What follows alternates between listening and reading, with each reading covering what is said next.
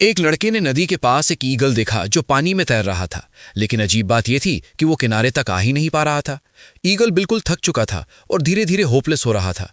तब लड़के ने रिस्क लिया। स्क्रैच लगने का डर होने के बावजूद उसने ईगल को पकड़कर बाहर निकाल लिया।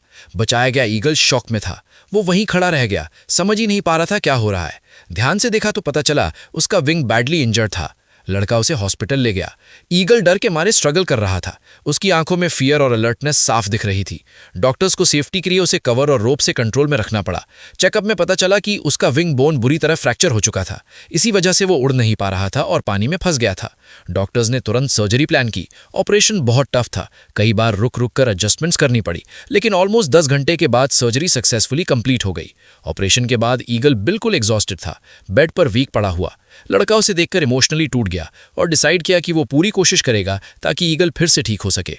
रिकवरी के दौरान ईगल सिर्फ एक विंग के साथ भी अपनी डिग्निटी और रॉयल एटीट्यूड मेंटेन किए रहा। लड़का रोज हॉस्पिटल आता, रिहैब ट्रेनिंग करवाता। ट्रेनिंग पेनफुल होती थी, लेकिन ईगल ने कभी आवाज तक नहीं निकाली। हर सेशन के बाद लड़का उसे फ्रेश मीट देता। धीरे धीरे उनके बीच ट्रस्ट और बॉन्ड बन गया।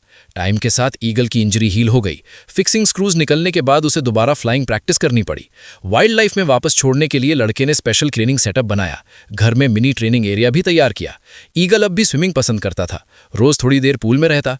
आउटडोर फ्लाइट ट्रेनिंग में वो अक्सर लड़के के कंधे पर आकर बैठ जाता, जैसे उस इंसान पर पूरा भरोसा हो। कुछ टाइम बाद ईगल कंप्लीटली हेल्दी हो गया। उसकी हंटिंग स्किल्स भी वापस आ गईं। परफेक्ट एम, पावरफुल मूव्स। अब गुड बाय का वक्त आ गया था। शायद ईगल भी ये महसूस कर रहा था।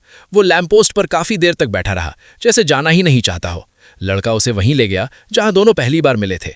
कैरियर खोला, थोड़ी देर रुका और फिर ईगल आसमान की तरफ उड़ गया। कहानी यहीं खत्म नहीं हुई। कुछ महीने बाद ईगल वापस आया और एक शीप लड़के के लिए छोड़ गया। कभी कभी फिश भी लाकर यार्ड में रख देता था। लड़का बस एक हाथ आगे बढ़ाता और बदले में उसे मिला एक वाइल्ड किंग का पूरा भरोसा और वफादारी। जो ईगल कभी उसकी बाहों में कांप रहा था, आज वो अपने सबसे सिंसियर तरीके से उस एहसान का जवाब दे रहा था।